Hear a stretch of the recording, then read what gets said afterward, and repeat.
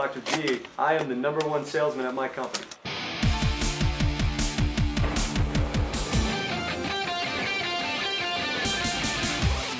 Welcome back to It's Too Bad, the show where we watch bad movies and try to find a good in it. I'm Ted. I'm Jason, and today we have sort of a brand new release of a 12-year-old movie. This is exciting stuff. James Nguyen, director of Birdemic. One of the least favorite films we've done. You can't get through it without rip tracks. Yeah. It's pretty bad. He had a lost film. How did he lose it?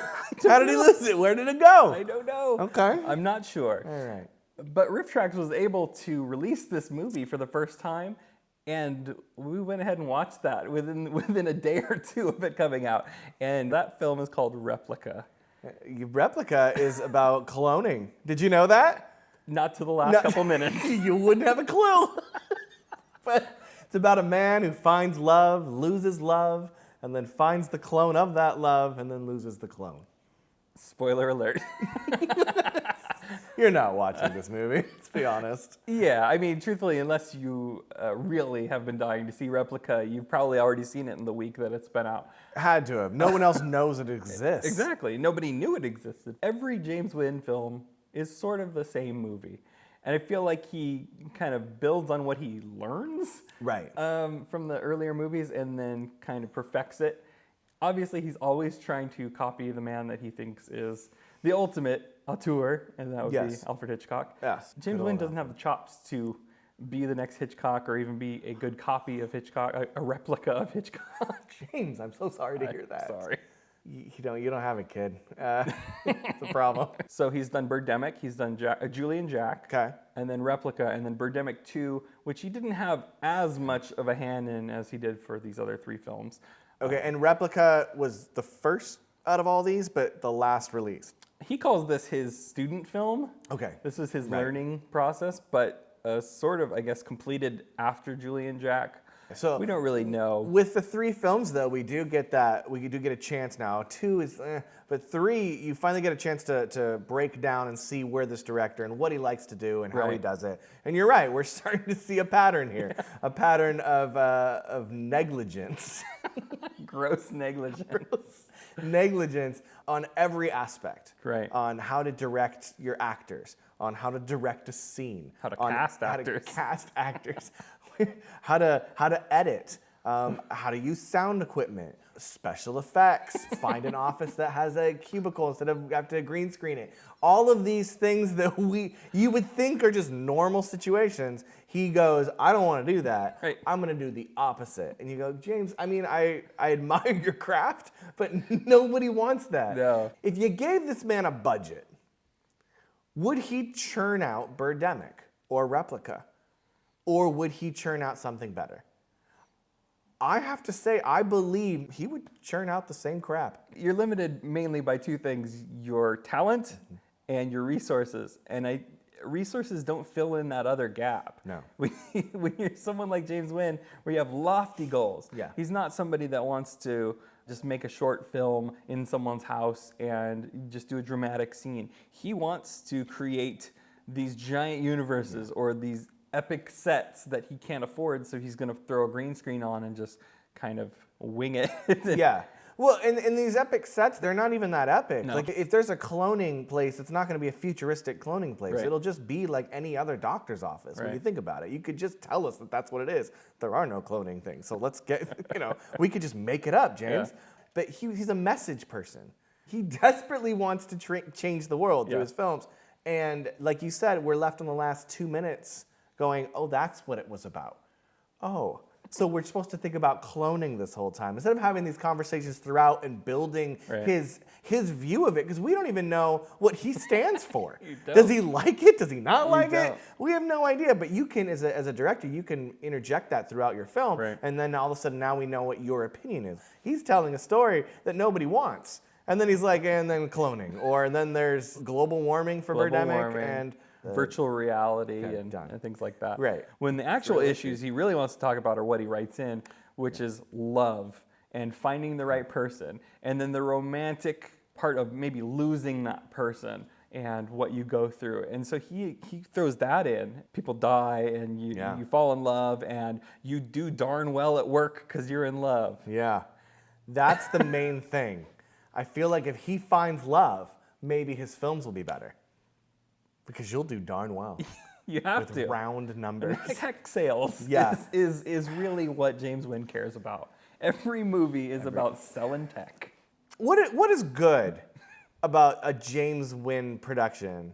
I don't even think there are people that really oh, I can't wait to see James' next film, or oh, Replica came out. I really love his other films, or I'm so excited to see how bad it is. Like, if you're going in it for that, then he's missed the point altogether. Right. So what can we say that he does well? I'd like to say at least he's trying. Yeah, I think you get a better idea for him when you see his interviews, and you see that he is sincere in a way that Ed Wood was sincere, but maybe he's relying on technology too much. I think that's a big part of it. He realizes that special effects now are all done on computers, and he's got a computer, so here we go. Yeah. But you can want to do it, and then you can really want to pull it off. And Ed Wood pulled it off in the cheesiest way, and those things don't stand up, but you could sense the passion. Yeah. And James, he's doing the bare minimum to get those things on the screen. So I think that you have to not look at what's good in these films, because this being an earlier film than Birdemic, and Birdemic's something that we really rated low, very low. Yeah. You kind of have to put these up against his other films and see, was there growth? Did he regress? At 64 minutes, though, maybe that's why it's better, is that he just cut it when he needed to. Because if he had another 30, 40 minutes, I don't know if we could do it. And again, to be fair, I didn't see this without the RiffTrax versions, so it does help you along, because I was worried if you didn't have them telling jokes, there are, again, long scenes where there's nothing happening. Without music, and he's driving, and you're just, what is going on in this movie? The classic James Wynn driving and pulling in and out of parking spaces. It's amazing what he can do. Yeah, I mean, those are the things that you just see, and that's a James Wynn film. Cinematography, shots, what is different than this? Has he grown any? Did you see any growth from this to Birdemic? I'm going to say no. I haven't seen much. The way he frames up shots, exactly the same. Exactly the same. And some even more awkward. He has a lot of shots that are dead on close-ups, and much like an Errol Morris documentary. They're looking straight at the lens. And that's so off-putting. It really is. Because I don't need to be the POV of one of the characters. I don't need the police. I mean, maybe that's what he's going for when the officer comes to the door, and you want to feel the tension of an officer coming to your door. Yeah, that did it. But I don't think it did it at all. So the cinematography is no good. Editing. This is probably worse than Birdemic in editing. Yeah, he leaves shots on too long. He cuts in the middle of dialogue. Yeah. Even having them redub is already terrible. Right. So yeah, a lot of the things he does, or waiting for someone to walk. You can, instead of having them cut on action, you're standing there, and then he starts to walk. You're like, oh, these are little things, but does he not see them? Yeah. That's my other question. Does he look at this and go, well, this was edited perfectly? Like, did he not see, or does he not care? Does he think we won't notice? Because we will notice. Yeah, and his sound in his films is some of the worst. Yeah, there are scenes in there where there is actually no sound. He just turned it off. At least go film ambient noise. Right. Like, you can't just say nope. There were points where I thought there was something wrong with my movie because the sound had gone out completely. You're right. I'm sorry. It's just.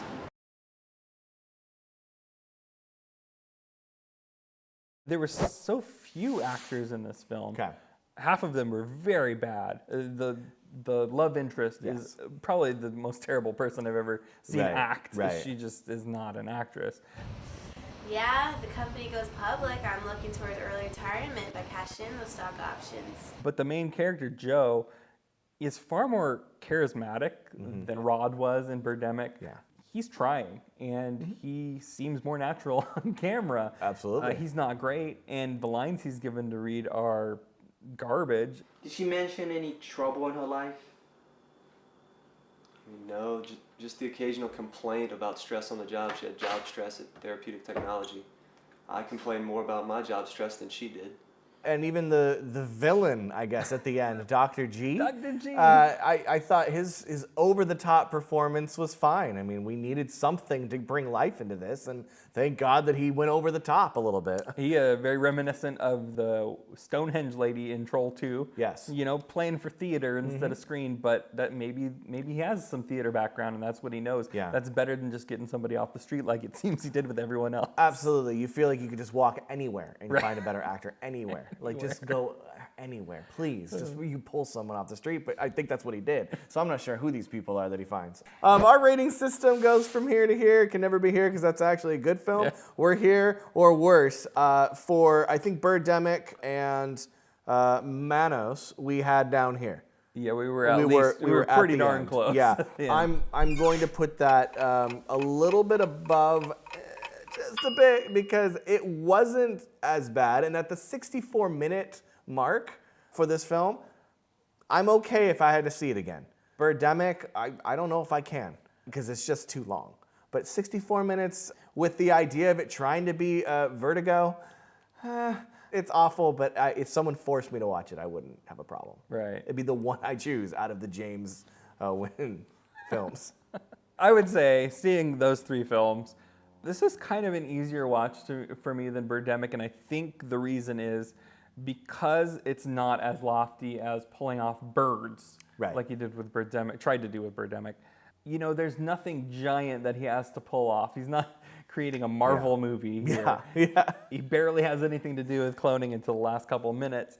And so it's just a love story up until that point. You don't feel how bad it is because he's not trying to pull off these ridiculous feats.